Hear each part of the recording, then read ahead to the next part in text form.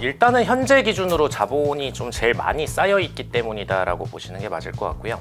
가장 많은 돈이 돌고 있다라고 보시면 될 것 같고요. 네, 미국 자산 같은 경우에는 전체 자산군 대비해서 증시 쪽으로 빠지는 부분과 이제 펀드 쪽으로 빠지는 부분을 다 합쳤을 때 약 16.1% 정도가 증시로 흘러 들어가는 자금으로 좀 보시면 될 것 같습니다. 근데 그에 반해서 아시아권 자산 같은 경우는 좀 정반대인데, 최근 들어서 반도체를 기반으로 해서 10년 뒤엔 당연히 현재보다 훨씬 더 클 수밖에 없다라고 보고 있고요.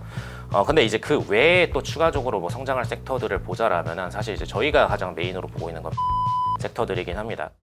특별한 경제 강의 머니 특강. 안녕하세요, 주식촉대학교 여러분. 오늘의 특강을 맡은 윤진입니다.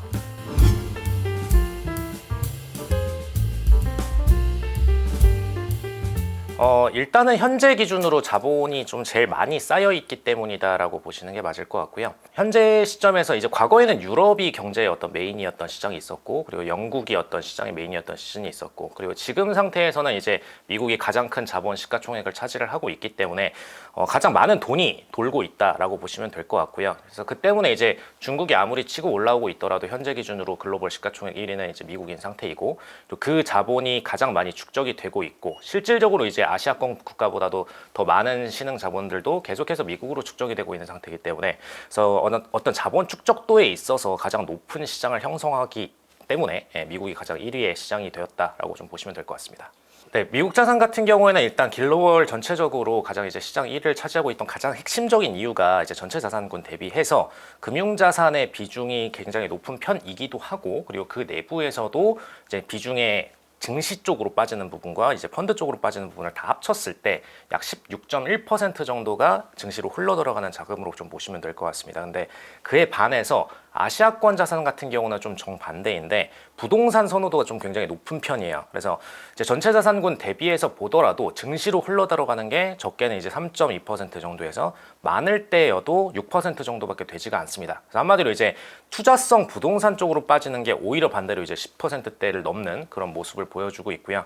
근데 이렇게 되면은 어쨌든 이제 자산이 양쪽으로 분배가 되거나 혹은 이제 부동산 선호도가 더 높아지기 때문에 증시가 오르기가 굉장히 어려운 여건이 만들어지게 되고, 결국은 이제 투자 수익률로 이어지는 모습이 보여지게 됩니다. 그래서 이제 골드 수익률을 기준으로 저희가 많은 어떤 국가의 자산들의 상승률을 측정을 하는데, 특이하게 홍콩, 중국, 일본, 한국 다 포함을 해도 30년 상승률이 골드 수익률보다 낮습니다. 반대로 이제 나스닥은 골드보다 높은 수치를 보여주고 있고요. 그래서 이런 부분에 있어서 이제 아시아권 증시가 아직까지는 미국 증시를 절대 따라가지 못하고 있고, 뭐 추후에 정말 이제 중국의 경제가 지속적으로 상승을 해서 G1의 자리에 위치하게 된다라면은 그때는 이제 미국에 존재한 자산들이 중국으로 축적이 되면서 어떤 시가총액의 역전이 일어날 수 있겠다라고는 보고 있지만, 당장 10년 내에는 좀 쉽지 않을 거다라고 보고 있습니다. 네, 충분히 가능하다고 보고 있고요. 뭐 실제로도 이제 중국의 시가총액의 어떤 상승 부분이 분명히 이루어지고 있기 때문에 추후에는 역전이 일어날 걸로 보고 있습니다. 근데 다만 10년 내에는 절대 불가능할 거다라고 얘기 드리는 이유가, 중국의 시장 그리고 홍콩 시장이 최근에도 계속 빠지고 있어요. 빠지고 있는 가장 큰 이유가 이제 2008년 이후에 경제 위기가 있고 나서 모기지, 즉 이제 미국에서 돌아가던 대출성 자산들이라던가 이 자금들이 홍콩을 통해서 중국으로 굉장히 많이 유입이 됐었거든요. 근데 지금은 이제 홍콩의 어떤 경제 정책 자체가 중국 형태로 이제 폐쇄적으로 가고 있기 때문에, 그래서 홍콩에 있던 자산들이 미국으로 다시 이제 빠지고 있는 과정입니다. 그래서 지금 상태에서는 계속해서 어떤 시가총액이나 이런 것들이 내려가고 있기 때문에 당장 10년 내에 이 수치를 전부 다 회복하고 중국 경제가 미국을 이기기에는 좀 쉽지 않다, 이렇게 얘기 드리겠습니다.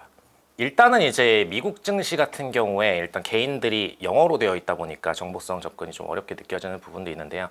사실 제일 쉬운 방법은 최근에는 이제 야후 파이낸스 같은 쪽에는 이제 우리나라 네이버처럼 모든 이제 재무 정보들이라던가 뭐 기업의 어떤 공시적인 부분들이 다 똑같이 공개가 됩니다. 그래서 요 사이트를 이용하시면 좀 편하게 어떤 접근을 하실 수가 있고요. 그리고 요즘 이제 뭐 구글 같은 데서는 다 번역을 제공하고 있기 때문에 많은 분들이 좀 이런 구글 번역을 통해 가지고 그런 영어 정보들을 쉽게 좀 접근을 하고 계시지 않나 싶은 부분입니다. 근데 다만 이제 차이가 하나가 있는 게, 우리나라 같은 경우에는 뭐 FN 가이드나 이런 플랫폼을 통해서 어떤 보고서들, 이제 증권사들이 만들어 놓은 레포트들을 좀 쉽게 볼 수 있는 편인데, 미국은 솔직히 말해서 이런 부분들이 기관들 아니면 좀 접근이 쉽진 않아요. 그래서 사실 개별 종목보다는 어떤 ETF 같은 거시경제를 투자하는 게 개인들 입장에서는 조금 더 쉽지 않나라고 생각을 합니다.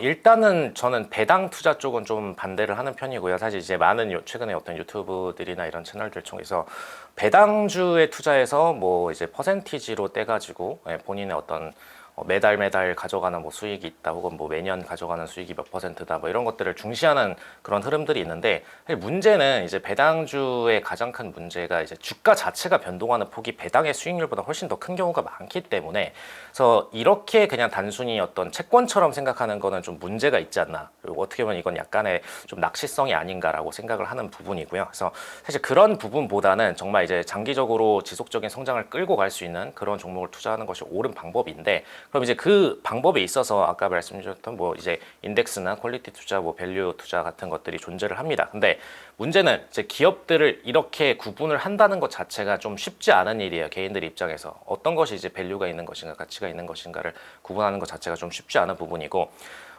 유명 뭐 빅테크 기업들 같은 경우에는 정보가 이제 또 잘 공개가 되어 있다 보니까 투자에 있어서 용이성은 있습니다. 근데 단순히 이제 정말 유명세만으로 따라 들어가시는 건 분명히 문제가 있고요. 뭐 일례로 들어서 테슬라 같은 경우에는 어떤 일론 머스크 CEO의 어떤 영향력 때문에 투자를 하시는 경우가 굉장히 많은데, 사실 이제 저희 같은 경우는 반대로 보자면은 이 테슬라 같은 기업들은 이제 시가총액에 있어서 독과점을 할 수 있는 구조가 굉장히 아니거든요. 그래서 어떤 다른 이제 기존에 존재하던 자동차 회사들, 뭐 벤츠라던가 뭐 BMW라던가 이런 기업들이 전기차를 내놨을 때 그런 어떤 시장들을 이기고 독과점을 할 수 있느냐라고 봤을 때는 분명히 퀘스천 마크가 존재하기 때문에, 이런 부분을 좀 평가가 가능하다라면은 투자를 하시는데 굉장히 뭐 편하게 안정적으로 투자하실 수 있겠지만, 그게 안 된다라면은 이제 밸류나 혹은 뭐 이런 퀄리티 같은 것들을 통해서 주요 블랙락이라던가 자산운용사들이 이제 자체적으로 만들어 놓은 인덱스 ETF들이 있습니다. 그래서 그런 ETF들을 투자하시면은 사실 어떤 시장의 인덱스를 또 조금 더 초월할 수 있는 그런 전략이 될 수 있겠다, 이렇게 얘기를 드리고요.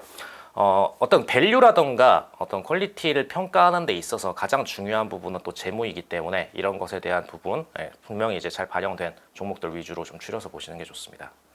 사실 이제 밸류라던가 퀄리티 같은 어떤 종목들, 즉 이제 재무를 통해서 이게 뭐 가치 있는 것이라던가 뭐 장기적으로 성장할 것이라던가 뭐 이런 것들을 평가하는 데 있어서 이제 제일 중요한 부분들이 이제 매출, 그다음에 이제 당기 순이익에 대한 평가 부분인데, 일단 이제 개별 주식에 대해서 정말 이제 모른다라고 가정을 했을 때 제일 쉽게 볼 수 있는 방법은 매출액 자체의 성장률 보시는 게 어떤 장기 성장 가치에 있어서 제일 중요한 부분이고요. 그리고 성장 중에서도 성장 가속도에 대해서 평가를 하시면 제일 좋습니다.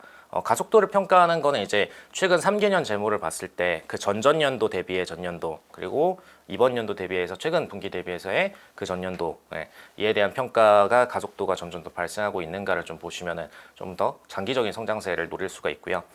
그 다음에 이제 순이익적인 부분 외에도 뭐 PBR이라던가 이런 부분을 통해서 사실 이 기업의 총 재무 가치가 정말 내가 투자하는 어떤 시가총액 대비해서 정말 싸게 내가 구매를 하는 것인가를 좀 평가를 하실 수가 있는데, 사실 이제 많은 분들이 가치 투자와 성장주 투자를 구분을 못 하시는 경우가 많아요. 왜냐하면 이제 가치주라고 하면 그냥 장기로 내가 가치 있는 회사면은 가치주가 아닌가라고 생각을 하는데, 속히 이제 우리가 알고 있는 워렌 버핏의 가치 투자라는 것은 굉장히 이제 논리가 단순합니다. 비교를 드리면 1억 원짜리 통장이 있을 때 1억 원짜리 통장을 5천만 원에 누군가 판다. 그럼 당연히 사겠죠. 당연히 살 겁니다. 네, 이 방식이 주식시장에서는 법인 계좌가 1조짜리라고 해도, 순자산이 1조라고 해도 5천만 원의 시장에 나왔을 때 사지 않는 경우가 많아요. 왜 사지 않느냐? 내가 당장 이제 매수한 시점 이후로 주가가 떨어질 가능성도 있고 그게 얼마나 시간이 걸려서 회복될지 모르기 때문에 그런 거거든요. 그래서 가치주라는 것은 이런 이제 저렴하게 산다라는 것에 한정된 것이고, 주가가 오르면은 가치주가 아니게 됩니다. 그래서 이것에 대한 구분을 명확히 할 필요가 있고요. 성장주 투자 같은 경우는 아까 말씀드린 대로 어떤 매출액 자체의 성장률, 그리고 시장 인더스트리를 추후에 10년 후에도 어떤 독과점을 해나갈 수 있는가에 대한 부분이 굉장히 중요하다라고 보실 수가 있겠습니다. 저는 딱 세 개를 봅니다. 매출액 자체의 성장 속도, 그리고 두 번째가 당기 순이익의 성장 속도를 보는데요. 사실 이제 회사가 투자에 있어서 당기 순이익이 많이 남아야 그 다음 분기에 또 유보할 투자금이 존재를 하기 때문에 이 순이익의 성장세를 보게 되고, 세 번째가 이제 PBR 부분, 충분히 내가 매수하려는 단가 대비해서 저렴하게 사고 있는가에 대한 부분, 이렇게 세 가지를 보시는 게 가장 좋고요. 사실 이제 그 중에서도 최근에 어떤 투자 트렌드 같은 경우에는 잘 올라가고 있는 종목들이 PBR이 낮은 경우는 잘 없거든요. 그래서 매출액 자체 성장 속도, 당기순이익의 성장 속도를 보시는 게 어떤 시장 인더스트리에 있어서 가장 중요한 재무제표의 평가 요소다라고 좀 보시는 게 좋을 것 같습니다. 일단은 AI가 우리나라보다 더 강하면 강해지 약하진 않은 것 같고요.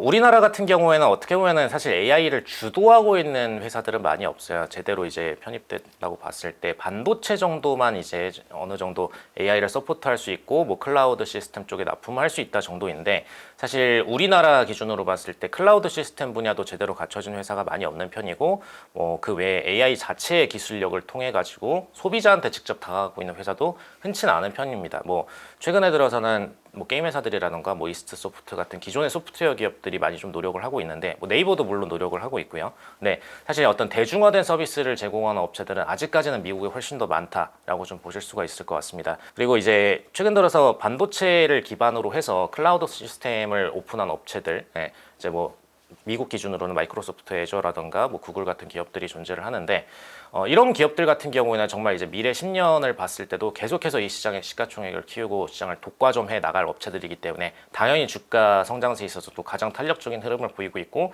사실 저는 이제 지금 시점 기준으로 보더라도 10년 뒤엔 당연히 현재보다 훨씬 더 클 수밖에 없다라고 보고 있고요.